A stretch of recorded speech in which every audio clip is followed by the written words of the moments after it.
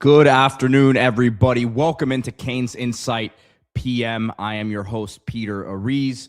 If you guys are usual customers here, usual watchers and viewers and listeners, however you consume this show, this is our new afternoon show. Obviously, we do CanesInSight daily, every day, D-Money and I at 9 a.m., but I will be hosting 3 times a week, Monday and Fridays, and then either Tuesday or Thursday, one of those 2 days, because we still are going to have Mike Ryan every Wednesday afternoon, which is always a very fun show in itself. But yeah, this is going to be the afternoon show. We've done a lot of afternoon stuff in the beginning of the year here and end of the year as well because of Miami's playoff run, which has given us a lot to talk about. The portal also gives us a lot to talk about, but want to give you guys something consistently here in the afternoon slot. And it's going to be probably going to be 3 p.m. most days. Might have to switch it up here as schedules change and we get into spring football and stuff like that. But for the time being, I think we're going to try to make this 3 p.m. slot the normal show time. So appreciate everyone for hopping in with me today. And, D-Money will be joining some of these shows. Probably about once a week or so. But again, if you guys want more from just the morning show that we have, which is, again, 9 a.m. every single day, we've gotten that one consistently going at 9 a.m. So check us out there as well. But it's off season, man. So we can talk about a lot of these headlines and stories that come out from different media people giving their opinion on stuff, and we can kind of react to it.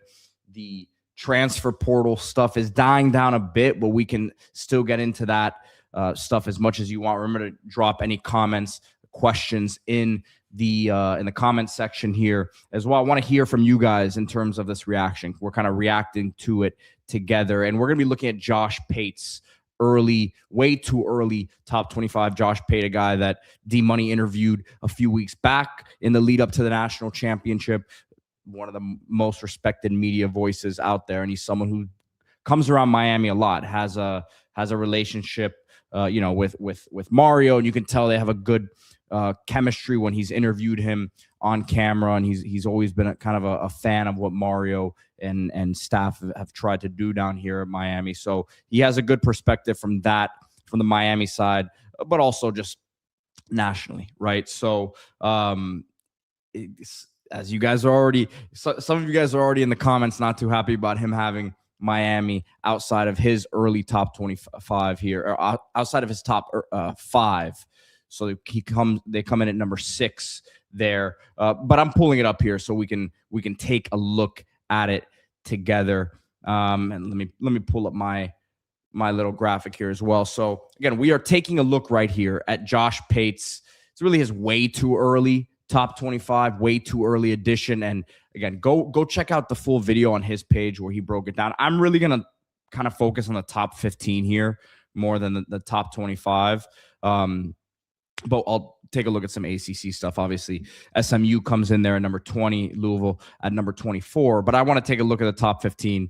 We have a laser focus on Miami at number 6 right there. But I'll kind of give my initial thoughts on this one. And when I say go back and watch the video, Pate gives his own reasoning as to why he puts certain teams in certain places. So I don't want to speak for him in terms of why he's putting teams there. So you guys go watch that for yourselves. But in my opinion, just looking at this, right, again, I'm going to try to focus in on this top 15 here.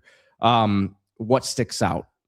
And D-Money and I talked about it a bit on the morning show this morning, but Notre Dame coming in at number 1 surprised some people. But both D-Money and I said this does not surprise. You have Marcus Freeman has shown himself to be one of the best coaches in college football. You have your quarterback obviously back. Offensive line should be stable. You're losing Jeremiah Love, which that's going to be a big one to replace there. But the stability between the defense, some of the defensive backs, the defensive line, I think from Miami's perspective last year wasn't dominant because of some of the body types there, but you bring back experience, you bring back depth there. And I'm a big believer in CJ Carr. So I think there's a lot of questions that remain to be seen there, but you're betting on that one being a quarterback coach combo in CJ Carr as one of the top probably 3, 4, 5 returning quarterbacks, in my opinion, in college football, with Freeman, who, look, Notre Dame, I wasn't a fan of how they handled the end of the season there with the bowl game stuff and some of the video that came out afterwards of Marcus Freeman. But they really are going to be motivated here coming back. I like that linebacking core, some really good athletes there.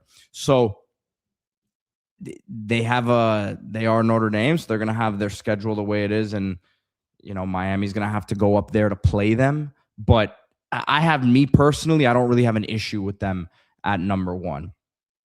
Texas at number 2. I said it on the show this morning too. It's very hard for me to buy the Texas narrative at number 2 right now.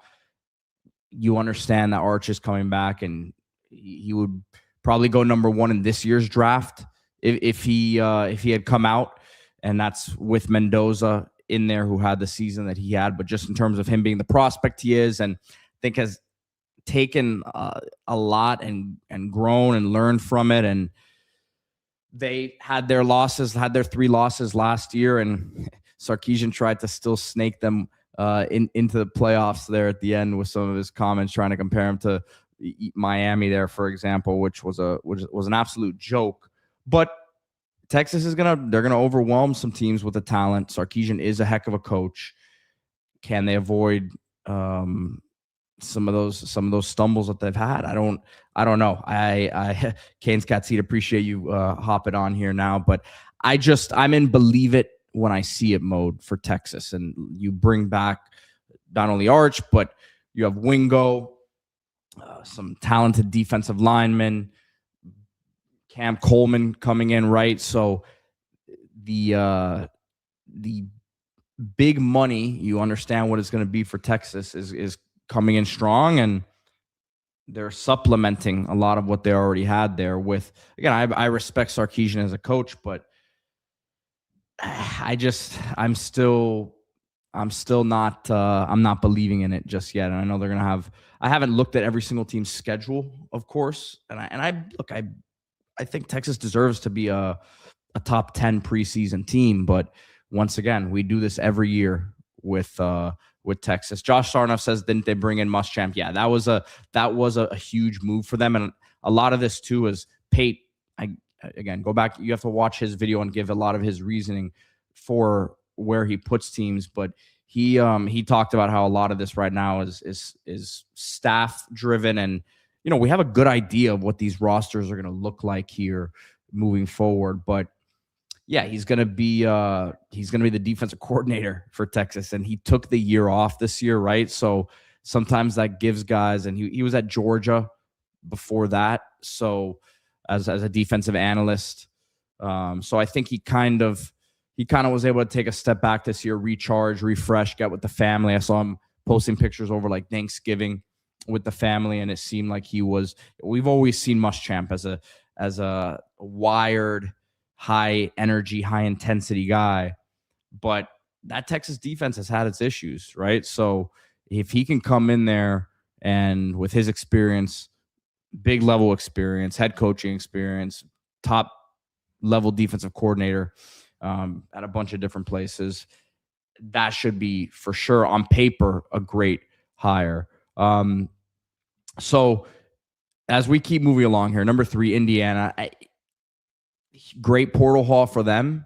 You're replacing so much that I just don't think that I like Josh Hoover a lot. I know Canes Cat C305 in the comments is a big Josh Hoover guy. I think Hoover is an upgrade over Rourke, which they had 2 years ago, but I don't see him coming anywhere near the impact Mendoza had for them this year. And we understand how much that drove this team.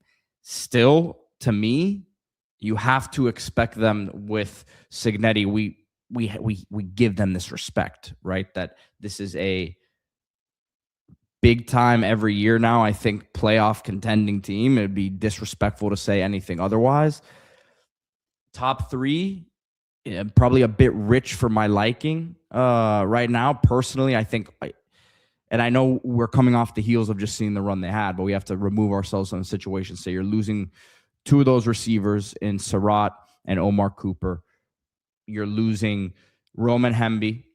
You're losing D'Angelo Pons as a borderline. If he was an inch or two taller, guaranteed first round pick, but top 50 sort of pick there. So I just think that you're betting on Cignetti, and they've had some nice pickups here in the portal. But to me, that big difference is Hoover Mendoza. And people can go back and say, well, no one would have said that Mendoza would end up turning into what he was this last season, this previous offseason. And that's a fair thing to say, but it's a big leap. It's a big leap to say that this guy can be anywhere near that. And Canes Cat C305 says, he says, I think he's a very safe option at QB. That's, perfect for a team like Miami or Indiana to get you back to the playoffs, right? So I think that's fair. And that's what I was saying. I think he's better than Nathan Rourke, right? That was his name, kid that they brought in from Ohio a couple years ago when they made the playoffs and then lost to Notre Dame in that first round game. So I think he's an upgrade over that. The guy who's played some big time football already before coming in there, put some good numbers up, maybe, limited a bit physically with the arm. I don't know if you guys disagree, but should be enough to get things done there at Indiana. Again, top 3 though, I don't know. And you may ask me, who do you have higher than that? Just looking at this list right now, I mean, I would probably move Oregon up a couple spots, and it's hard because we just saw Oregon and Indiana play and we saw what happened there, but it's completely different teams, completely different situations. Georgia, I'm a big believer in Gunnar Stockton, his stability and like what he'll look like now on a third year of experience. And we understand it's not the same sort of talent around him at Georgia as maybe previously they've had, but at the same time, I think 99% of these programs out there are taking Gunnar Stockton as their quarterback and not even thinking twice about it. And then Miami, of course, too. I would probably have those 3 teams, again, Oregon, Georgia, and Miami, in that area above Indiana, me personally. And we'll get to Ohio State here as well, which I think Ohio State, Julian's saying we can look back on his season as a whole and say, well, he was a Heisman finalist. But I think there was some stuff that was exposed at times in the games, the game against Indiana there, the game against Miami, obviously, where he had some more consistent pressure in his face. And as Greenwich says here, man, Ohio State loses so much. And yes, you can say they do that a lot, that they do that every year. But you're telling me they're losing Arvell Reese, Sonny Styles, that are not going to make the leap and say generational linebackers. I know Mike Ryan was saying they're Hall of Fame type talents. But I'm looking at that defense, and you're losing Caleb Downs, who was an impact player, big time game changer for them. We saw what he was able to do against Miami, just knocking the ball loose a couple times from Malachi Toney. Offensively, I don't really have questions, so to speak. Like I think Sayan's a good quarterback. We know what Jeremiah Smith is. They're bringing in Marvin Harrison Jr. there as well. So that's going to be an explosive. Bo Jackson returns, who, I think Bo Jackson had a nice season, was 1,000-yard back, really good player. But I'm almost looking at this now from the playoffs perspective and Miami's perspective. Like, Bo Jackson, really nice player. I just don't see him as a guy who's going to be like the difference-making back in a game, the way that a Mark Fletcher has shown to be because of the physical nature, right? So defensively, they're just losing so much top-end talent, and they're recruiting it too. It's not like they are. It's not like they're short on talent up there, but and I haven't done this for every team, but that Ohio State schedule is looking Very, very difficult next year as well. So part of me is just looking at the roster that they are bringing back and knowing what they're losing. And then the other part of it is just having a glimpse of that schedule. And let me try to pull it up here for you guys as I keep the rankings up, but I can just kind of tell you about some of these games. So they have at Texas, at Iowa, at Indiana, at USC, at Nebraska, and that's not to mention, home against Michigan, home against Maryland with Malik Washington at quarterback. I think Maryland might put a scare in some teams next year. Home against Illinois, that's going to be a solid program with Brett Bielema year in, year out. So that's a very difficult schedule right there. At Indiana, at USC, not back-to-back weeks. They have a bye in between there, but back-to-back games on the schedule. Then you have at Nebraska the week before home against Michigan.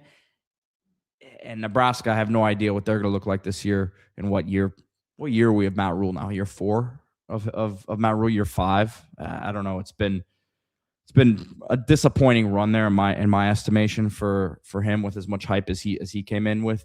But yeah, that Ohio State, man, I don't see it. I don't see it with them next year. Not to this level. I prefer Oregon in that spot. I think Oregon, explosive playmakers on the outside, bagging up. Well, I don't know if he's watching the show, but he'll agree with me on that. Love the playmakers on the outside. Bring Dante Moore back, which I think that's a scary proposition for college for the Big Ten, at least, because he was doing what he was doing last year and still probably would have been a top 10 pick in this draft. But he did that on, very limited experience. You're giving him now a full season under his belt.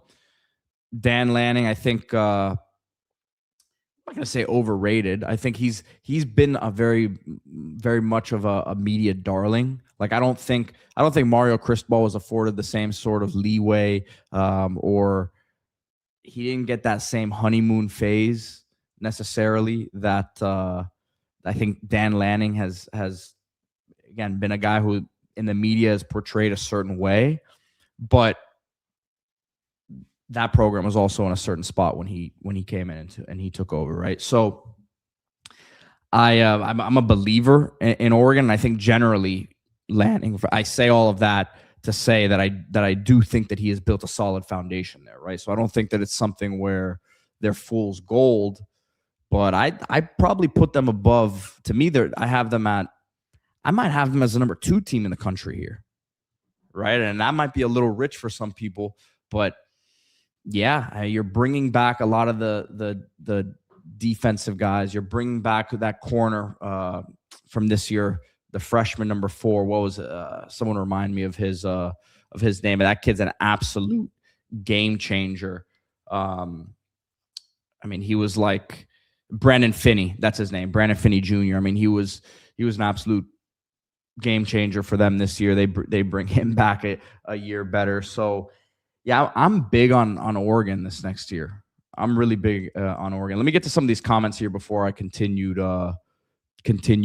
moving forward. Greenwich says Indiana will not be as good. I agree, man. And it's tough. It's tough to doubt Kurt Cignetti.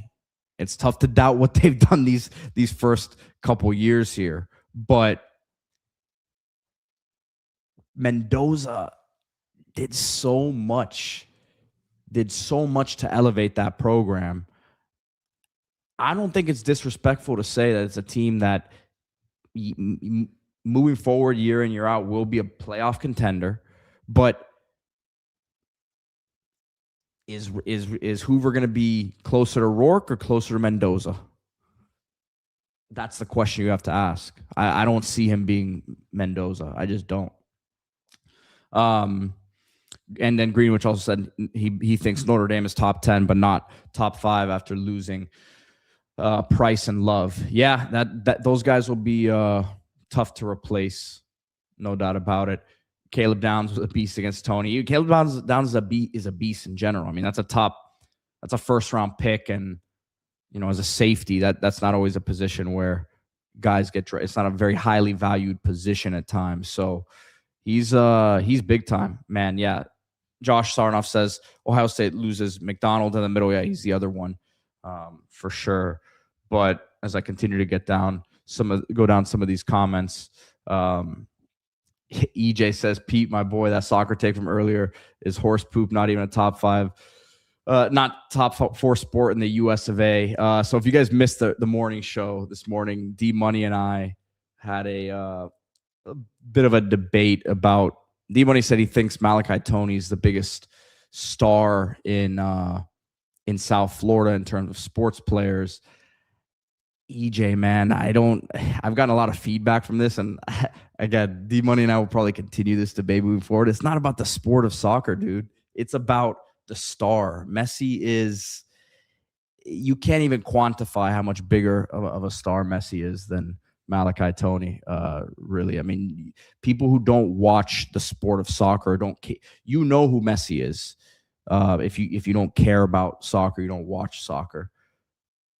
On the other hand, if you don't watch college football or you aren't a Canes fan, you probably aren't going to know who Malachi Tony is. That's just the fact of the matter. It's not really a soccer thing or a college football or a football thing. It's just, yeah, man, Messi is a whole nother level of star at this point, and it's gonna be pretty tough for that to change anytime soon. But don't want to get too far off of what we were talking about here, which is this top 25, this early top 25 from Josh Pate, way too early top 25. Again, go and watch his video. He does a good job explaining his words, why he puts teams where he does here. But we haven't even talked about Miami, and Miami here comes in at number 6. And I've said a few times here with D Money since the Mensa stuff has become official. To me, I thought Miami would be a top 5 consensus team in the country preseason after that Mensa move. Obviously, consensus means pretty much everyone's saying it. That doesn't look like it's the case here with Pate, who is one of the most nationally respected names out there, having Miami at number 6. And look, there's going to be some people who might have Miami at number 1, but I think now, thinking about it more, top 7 is probably a safe bet for this team moving forward. There's going to be a lot of questions about replacing Bain and Mesidor we have to take ourselves out of the orange and green bubble. We know who Hayden Lowe is. We know who Marquise Lightfoot is. And I think nationally there is some Lightfoot knowledge. Ahmad Moten has put himself on that stage, right? So he will be talked about as a returner. But we know who a third Scroggins is. I don't know that the outside Damon Wilson, massive addition, right? So people will slot him in as someone who can be a very very reliable replacement in terms of some of the sack numbers. But nationally, there will be questions. Their offensive line, I think it's flipped one on that one. I think nationally, more people, and this is actually what Pate was saying. He's like, look, I can kind of like close one eye, and he said, I'm not going to have blind faith in it, but I can kind of close one eye and believe that Mario and Mirabal are going to have a really good offensive line right there. And I think nationally, people are the same way. They know the reputation of Mario is to build strong in the trenches, to have a really good O-line, even though you're losing as much as you're losing on the offensive line. And Bell, Malinoa, Brockermeyer, Cooper, there's a belief that, hey, they've recruited well. And I think the fan base, which is what I was just saying about defensive line, I think the fan base is pretty confident in the defensive line. But I think the flip side is the fan base is more worried about the offensive line than maybe the national perspective is. So, that's in terms of maybe why it's not going to be looking like a consensus top 5 team. That would be a big one. Now, what are we looking at here? And this is what Pate mentioned as well. Year 2 of Corey Heatherman looks a whole lot different than you're coming off a year that you fire Lance Guidry. There was some outside belief in Corey Heatherman, but you had no idea what it was going to look like until he came from Minnesota, and you saw him put his defense together. Very important additions out of the portal, which will still be a big part of a big theme here as we get to the spring. Omar Thornton, as someone in the secondary who can bring some physicality to replace maybe a little bit of what Jacoby Thomas brought, a little bit of what Keontae Scott brought as well. But you have year 2 of Corey Heatherman. You have Mark Fletcher coming back as a top 3 running back, top 5 running back in college football. Malachi Toney, same thing. I mean, top 3 wide receiver. I think him and Jeremiah Smith are the best 2 wide receivers in college football. You could throw Cam Coleman in the mix, but I'll take Malachi over him. Right. So you're coming back with top receiver. You're bringing in obviously Cooper Barkate here with his quarterback. And then this is where it's interesting. I think from the national perspective, a lot of people are going to think that Miami upgraded at the quarterback position with Darian Mensah and Carson Beck. And, time will tell.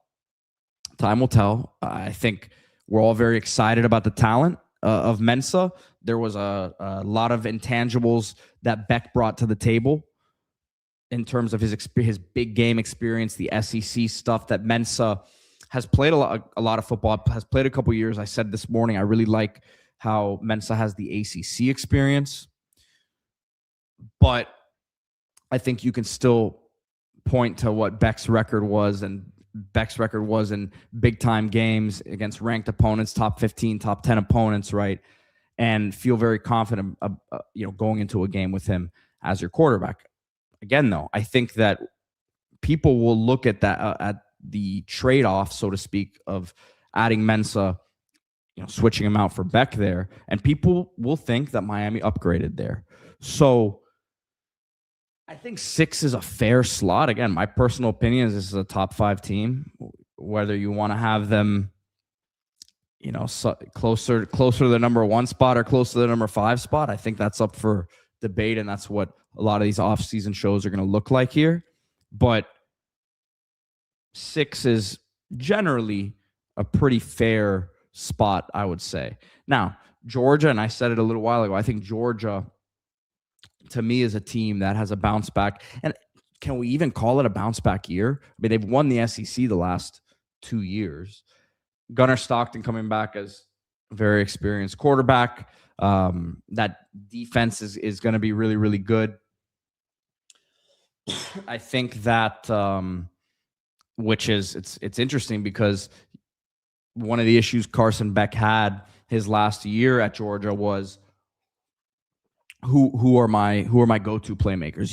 They led the country in drops at that point. And look, I know 2 years ago is 2 years ago, but we kind of have to look at some of these trends now in the portal era and say, yes, so much can change in a year, but 2 years ago they had their issues there at the skill positions. This last year, Zachariah Branch was, a big part of their passing attack, and he's gone now. So who emerges for them as that playmaker, right? Who's going to step up around Gunnar Stockton? Nate Frazier, a running back that I'm a big fan of, has some serious juice.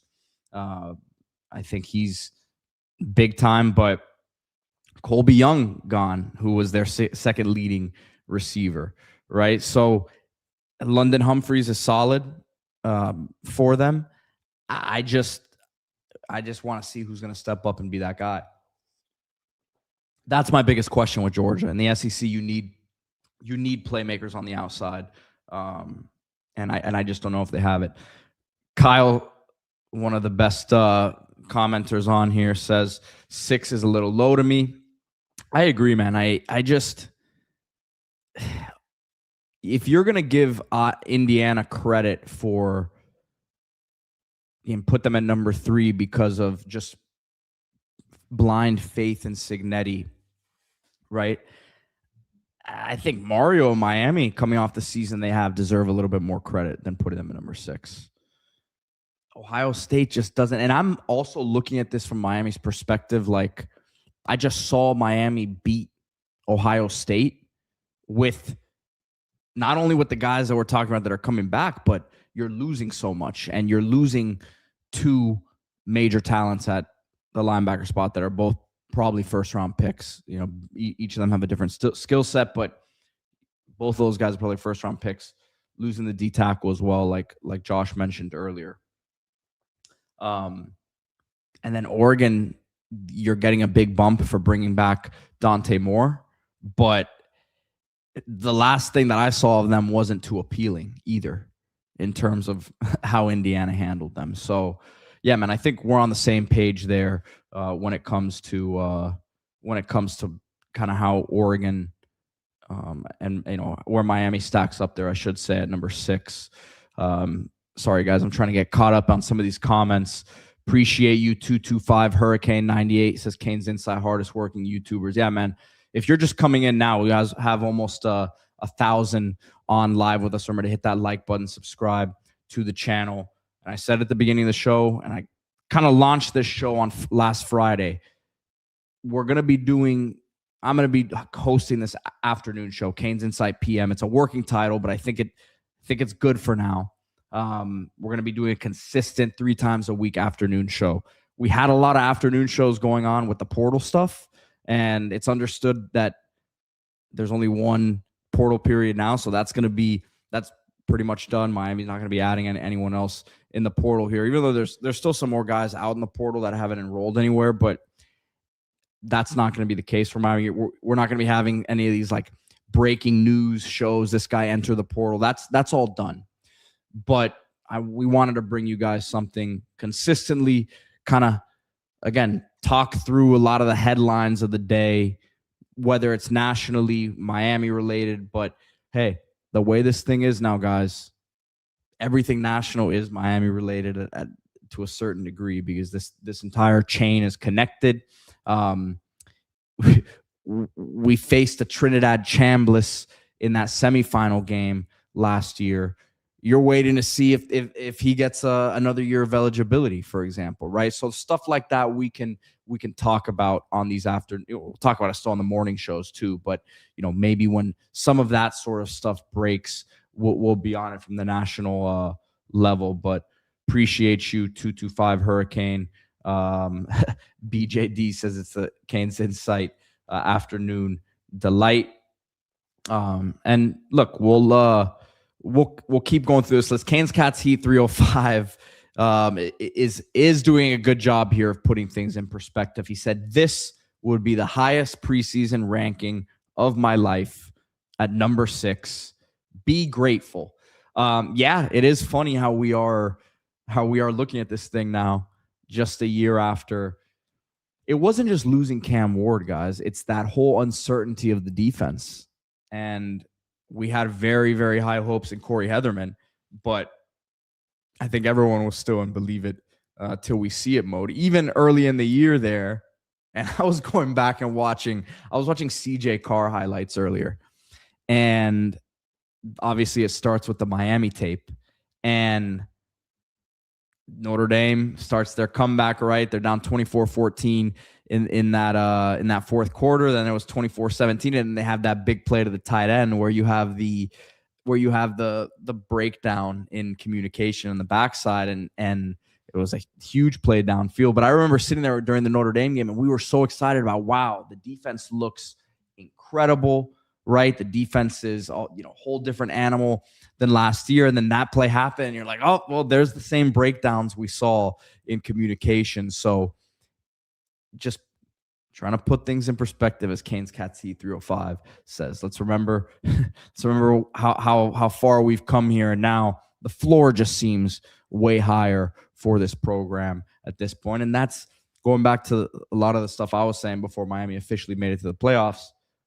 Win 10, man. If you win 10 games a year, you're putting yourself in the discussion. You would like for it to be 11 a year, right? You don't want to lose. You're losing 2 games a year. It's going to make it tough for how things are set up right now in the ACC. You got through last year. It's not expanding to 16 this year or to 24, but that could still be on the horizon. But for right now, I'm still of the belief you've got to pretty much run the table, or run the table you're in, but lose 1 game. You can't lose 2 games a year and make it inconsistently. But that floor has been raised. As we continue to move it along here, Texas A&M after Georgia. I definitely am a fan of that roster and Marcel Reed coming back. It's funny because early on in his career, he was looked at as a real liability for them. But I think as he's become more experienced, more consistent, the game against Miami wasn't a great show of that. But we understand the factors at play there in terms of the external stuff, the weather. He's become a guy that you can get pretty excited about if you're a college football fan and just looking at A&M next year. You know they're going to surround them with a good amount of talent there.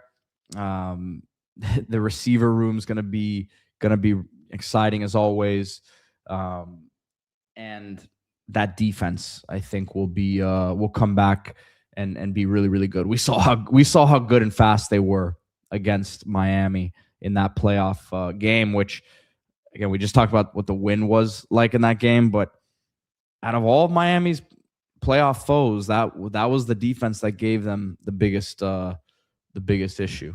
DZ Din says, just tuning in, but the top 25 is laughable. Yeah, I'm focusing on the top 15 right now, really. I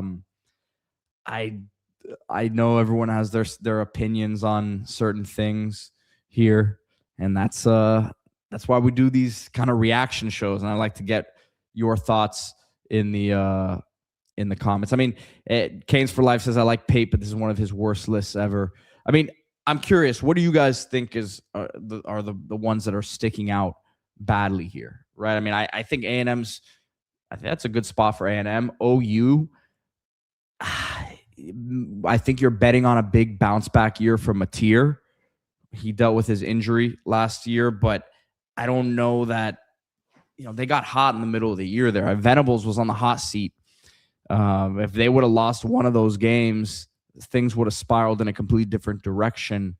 So I don't know that I'm all that big on OU necessarily. Again, you're betting on Mateer having a bounce back year. You're losing some offensive linemen there that you have to replace, but their defense should be really good once again. You know that they're going to bring some good pass rush ability.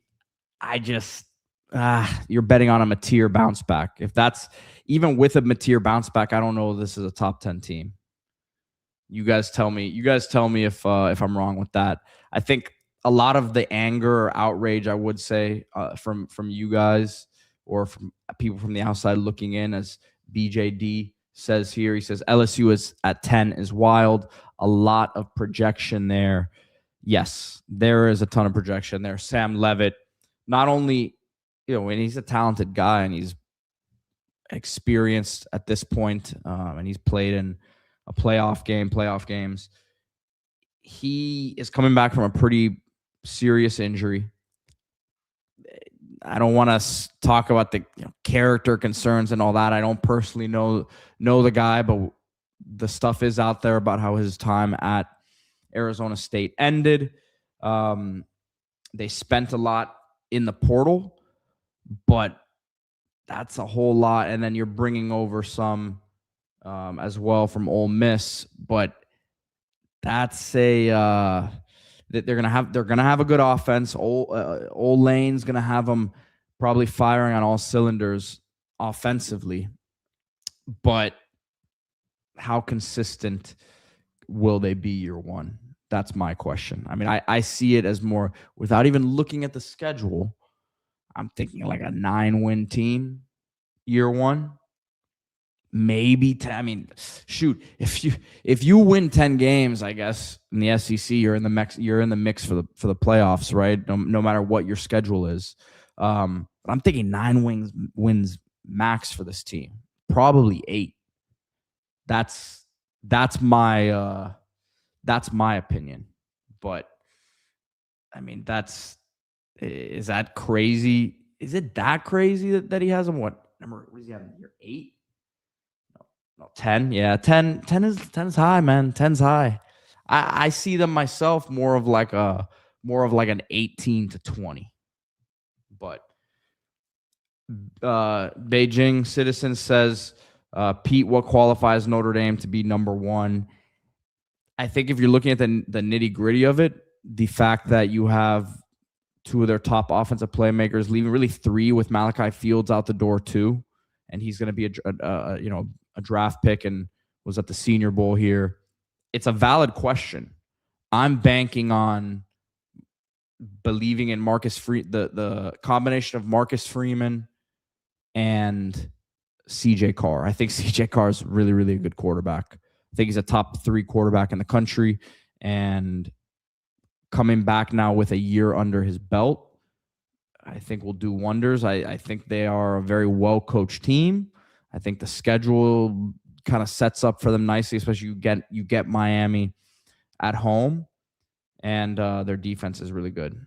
So, yeah, that's I don't know if that completely answers it, but I think these preseason top 10 lists, preseason top 25s, I should say, a lot of it's predicated on coach, quarterback, returning. Now, you look at this top 10 here, you got coach, quarterback, obviously returning for Notre Dame. Same thing for Texas. Cignetti, we've talked about, you're bringing Hoover in. You're projecting a bit there. Ohio State, coach, quarterback, return. Oregon, coach, quarterback, return. Miami, you don't have that same dynamic. Georgia, you have that dynamic. A&M, you have that dynamic. Oklahoma, you have that dynamic. So that plays a big thing. That plays a big part of it as well. As we continue to go down this list here, USC number 11 is just one that I don't agree with either. You're losing defensive coordinator DeAnton Lynn to Penn State, I believe, which is where he played. You are Lincoln Riley has tried to change the I guess perception of what he is, and the defense has improved there, but you're losing Lynn. You're bringing in Gary Patterson. Has the game passed him by? We'll see here. I think Gary Patterson would have still been a head coach if he still had the juice to do it. My opinion. You guys might disagree with that, but I think it's a big name hire. He runs a 3-3-5 defense, right? So there are some things now in today's game of football. I think it's transitioned to a lot more of that, where you're getting some more of those athletes on the field.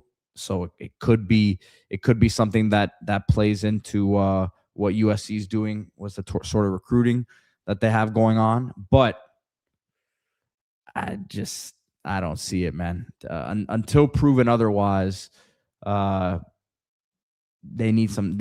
program just needs some toughness. They need some Mario Cristobal in them. I don't believe. Brandon saying a CJ Carr top 3. So who's your top 3? I would probably say, in no particular order, Arch, Carr, and Dante Moore. Yeah, that's probably who my top 3 would be. I think there's an argument to be made talent-wise. Sorsby, who we'll talk about here in a second, with Texas Tech, there's an argument to be made that he's in that mix. If Trinidad Chambliss comes back, it's tough to leave him out of that top 3. And with Carl, some of it is projection, right? It's not like he's it's not like it's not like he was a surefire top 5 quarterback in the country last year. But I just think you combine him with a year under his belt, some of the athleticism he has, really, really accurate, like the arm, able to throw the ball downfield, push the ball downfield. I mean, it's pretty good to me. Canes for Life says we're doing this with Arch preseason BS again. I mean, Arch, if he came out this year, would be the number 1 pick. So I don't know that what we're doing is saying anything too crazy.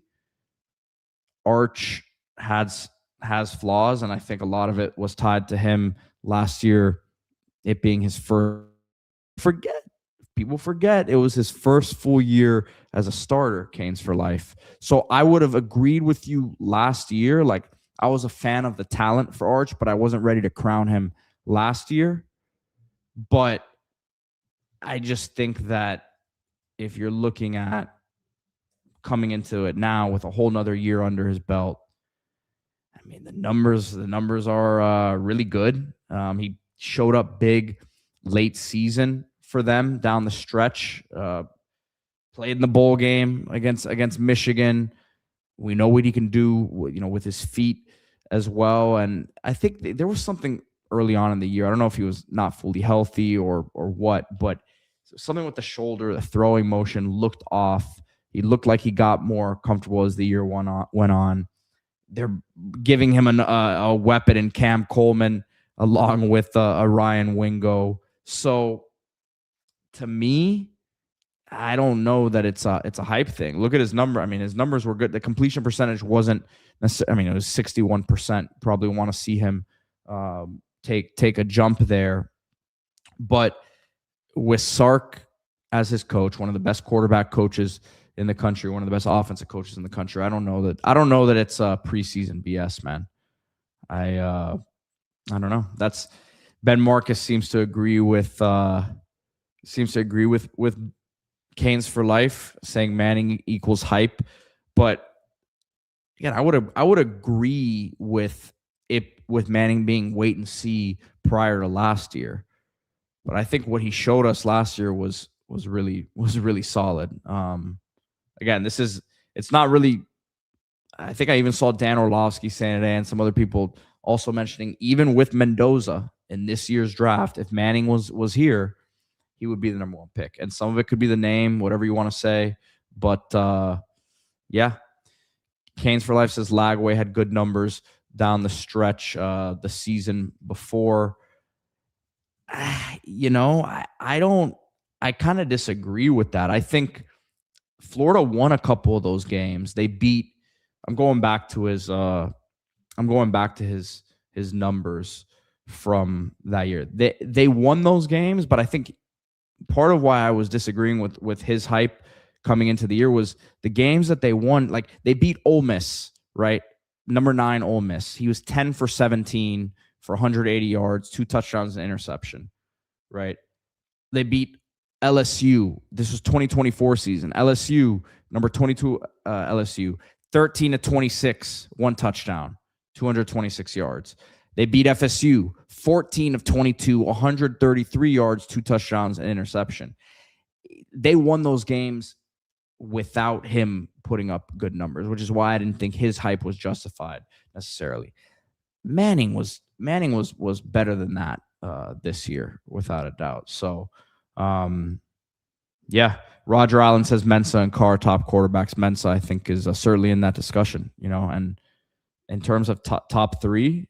I think Mensah is right there, but I think more of a top 5 guy for me too. BJD says, don't forget Sorsby too. And that leads me into Texas Tech, who I think is an undervalued team here. I think Texas Tech is a very undervalued team here. I know they're losing a lot, but they also do work in the portal. Brennan Sorsby, I think you look at what Texas Tech had last year. If they had something anywhere near Sorsby, last year, they could have made a run at the whole thing. I'm a big believer in Joey McGuire as a coach. I think even before the oil money run here started, had them trending in the right direction. So I'm a big Texas Tech guy. I think that they are moving forward here. And let me pull up some of their portal additions real quick, because they did lose a lot. They're losing Romello Height. They're losing David Bailey. They're losing Lee Hunter. But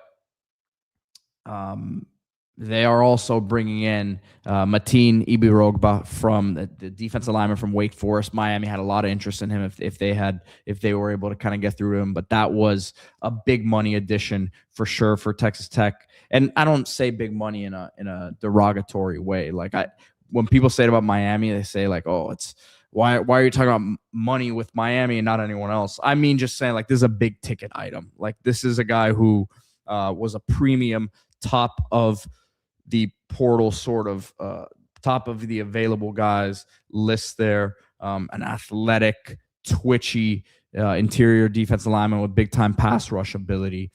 So a bit different than what Lee Hunter brought them in terms of being a big old space eater and he could get upfield a bit, but it wasn't his game as much as what you're looking at here with EB Rogba. So that to me was their biggest pickup here. Adam Trick coming over from Maryland, 6'4", 250 edge, as one of the more highly rated portal edges out there. So you're going to need a lot of production to be replaced from the defensive line, but again, I'm a big believer in what Joey Maguire is building moving forward here at Texas Tech, outside of just the money stuff, right? So, yeah, I would put, and this is where not to hate on Pate here, but I think this is where some of maybe the SEC sort of bias comes into play. I think Texas Tech, and he has him at number 12 here. I put Texas Tech in front of both LSU and Oklahoma here, over USC for sure. But I don't see how you can project LSU ahead of Texas Tech right now. I just can't. I think Texas Tech has a chance to be a team that contends here again. I really do think that, man. They were held back in a big way by that quarterback position last year. So and then look, just kind of rounding out the top 15 here. Alabama, that's that Alabama logo holding weight, because I'm a DeBoer believer generally, but who's their quarterback going to be? You're losing Ty Simpson. You aren't that same. You don't have that same power identity, right? Where that Bama is going to be a top 3 to 5 team in the trenches. I mean, before there was no doubt it was them or Georgia who had the top trenches every year. Now, I mean, can we even say they were a top 10 team in the trenches this year in college football? I don't think we can. So, to me, that ranking living a bit off the logo. BYU at 14, big believer in Bear Bachmeier. I think that they probably felt that they deserved to be in the playoff last year, which no way they should have been in over Miami. But Kalani Sitake, one of the best coaches in the country, and I think his name definitely more well known now, especially since he was in that Penn State coaching search. But Penn State, that's another one to me that's a bit high at number 15. You're projecting a lot of is it a more talented roster than it was last year? Of course not, because we saw what that talent was coming in. You're going to be relying on a lot of Iowa State guys. Rocco Becht, really a solid quarterback, and I think can be a guy who wins them some games this year, or is a part of some wins, I should say. I don't want to say it like that, but what I'm trying to convey is he's not someone that I think is going to be able to take over games for them. But can he guide them throughout the season? Maybe they go get 9. Maybe it's a 9 wins sort of season. I have a tough time seeing double digits right off the bat without looking at their schedule piece by piece. So let me D-Train, who I didn't even see the comment here. He says Penn State at 15 is insane. What do they have? What do they have to hang their hat on? Everything and everybody's new. I don't get how you can bet on them being good. He says jinx. Yeah. So again, I don't love Pate. I also think he has a very, very tight relationship with Matt Campbell. So just going to throw that out there on that one when you try to dissect some of the reasoning here behind some of these rankings. And I think Campbell's going to do well at Penn State. I don't think he's James Franklin. I think James Franklin is a better coach than him. So we'll see how they how they rebound there. Yeah, D-Train says, can he beat Ohio State? Can he beat Michigan? Can he beat Indiana? Can he beat Michigan State or Illinois? I don't know. And look, Campbell, we have to give him some credit. He's had some good years with Iowa State, but it's a whole different ball game now in the Big Ten. To me, it's not anywhere near what he was dealing with in the Big 12. So yeah, man, that's my thoughts overall on really the top 15. I didn't get into the top 25 much here. It's good to see SMU and Louisville there, and Pate's explanation was kind of like Jeff Brom has pretty much shown that that's a top 25 program in that range every year. Should be interesting. They're bringing in Lincoln Kienholz from Ohio State, who I think has some ability, and Brom can get a lot out of him. SMU returning Jennings should be a really good team again. And I think we, as Canes fans, even though you don't play SMU this year, I don't even think you play Louisville this year. Someone correct me if I'm wrong, but you want these teams to be good. So Ben Marcus asking where Duke is ranked. I don't happen to see them here, Ben. I do not happen to see them here on this list. So, yeah, man, great off-season content here. Go give that video a watch from Josh Pate. And he says, look, a lot of this is subject to change, even though we already know for the most part what these rosters are going to look like. But, yeah, man, it should be interesting here, and we'll do a lot more of these sort of shows here moving forward. Have something else I want to get to here before we wrap things up, which we talked about this morning. Gus Malzahn retiring at Florida State. But first, wanted to give a shout out to AreesLawPA.com. If you are looking for estate planning, wills, trusts, probate, corporate law, Arees Law PA is your one-stop shop for all of that. AreesLawPA.com. Schedule your free consultation today. And guys, when it comes to wills and trusts, I know this is not stuff we always like to talk about, but it's very important that you protect the people and assets that you value most. Plan your future. Schedule your free consultation today. AreesLawPA.com. Office is located on 2103 Coral Way, Suite 800, there in the Gables. Down Coral Way, headed towards Brickell. So, again, this is my dad, guys. Check him out. I know a bunch of you guys have already reached out and been getting work done with him at Arees Law PA. So, appreciate you guys doing that. And, yeah, he'll take really good care of you guys. So, hit him up. So, then the last thing I want to talk about here, and it happened while we were on the show, and we did a reaction to it. We did a video on this. When I say we, D Money and I, on the CanesInSight daily 9 a.m. show, and I kind of had to revisit it here because a lot of more stuff has come out. Clarity has come out. We weren't sure what was going to happen in terms of Mike Norvell. Was he going to be calling the plays here, or was Tim Harris Jr., who was named offensive coordinator this morning? Gus Malzahn retired, and the timing was weird, right? It was after the portal has closed up here. You have to wonder what they've told some of these recruits. An Ashton Daniels who comes in there now from an Auburn, previously also at Stanford, but did he come there knowing that Malzahn was going to retire? I don't know. I would probably think not.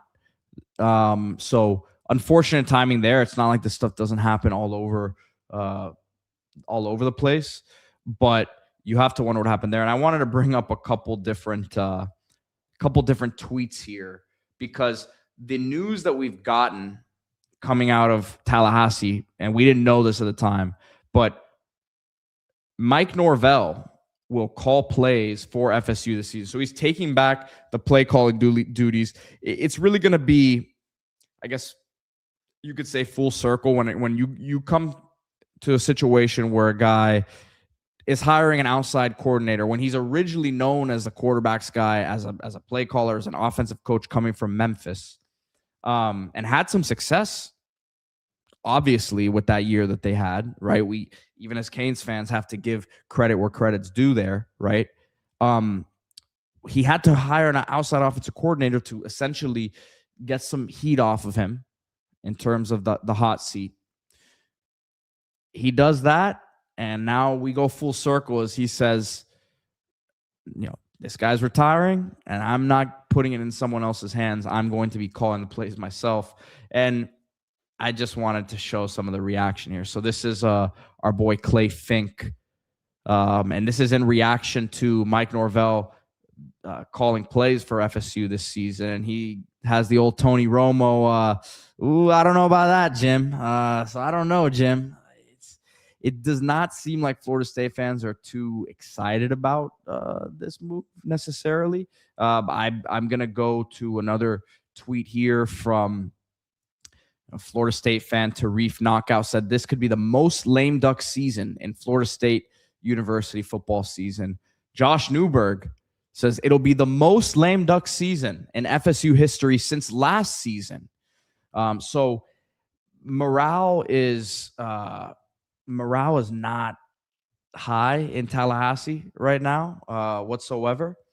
And this, sometimes you think, hey, maybe this sort of thing jolts a fan base into thinking there's going to be some change. It doesn't seem like that's the case here early on. The Florida State fans, it does not seem like this is giving them a burst of energy mid-season here, or mid-off-season, not even mid-off-season, early off-season. And again, you really have to question the timing. It's unfortunate for some of these guys who maybe stayed at Florida State, like a Deuce Robinson, who really could have either gone to the NFL and been probably like a top 50, 70 to top 75 type of pick, or gone elsewhere and been in a situation that he could have been continued to be developed probably at a higher rate than he is at Florida State, been in a better situation to win. I don't know each of these guys' situations, so it's tough to speak on them in detail.